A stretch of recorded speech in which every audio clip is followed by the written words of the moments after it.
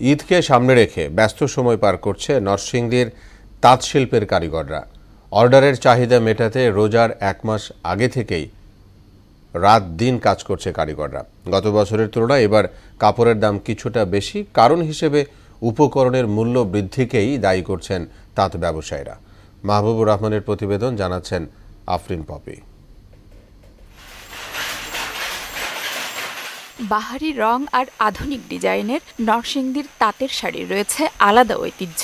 বরাবরের মতো এবারও ঈদ উপলক্ষে বাজারে তাঁতের তৈরি নরসিংদীর শাড়ি, 3 পিস ও পাঞ্জাবির চাহিদা একটু বেশি। তাই এখানকার তাঁত শিল্পের কারিগররা ব্যস্ত সময় পার করছেন, যেন দম ফেলার ফুসরত নেই।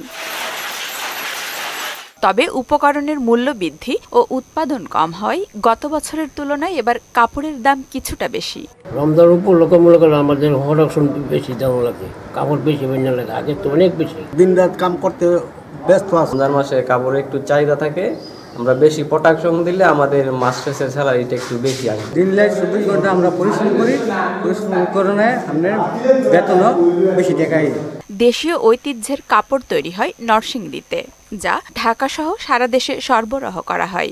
দেশীয় যে ঐতিহ্যের যে কাপড়গুলো, কাতান, তারপরে আপনার জর্জেট, এই কাপড়গুলো আমরা তৈরি করতেছি। এইগুলোর চাহিদা দিন দিন বাড়তেছে। কাপড়গুলো আমরা ইসলামপুর, শেখেরচর ওইসব জায়গায় আমাদের কাছ থেকে নিয়ে যায় এবং ওইখান থেকে সমগ্র বাংলাদেশের খুচরা মার্কেটে চলে যায়। ঈদ উপলক্ষে কারিগররা পুরোদমে কাজ করছে জানিয়ে এ ব্যবসায়ী বলেন, কারিগরদের ভালো মজুরি নিশ্চিত করা হবে। আমাদের তাঁতিরা খুবই ব্যস্ত সময় কাজ করছে এবং ভালো মজুরিও পাবে এবং সামনে ঈদ উপলক্ষে কাপড় খুব প্রস্তুত করার জন্য এদের আমরা সহযোগিতা করছি, এরাও আমাদেরকে সহযোগিতা করতেছে এবং উৎপাদনও বৃদ্ধি করছে।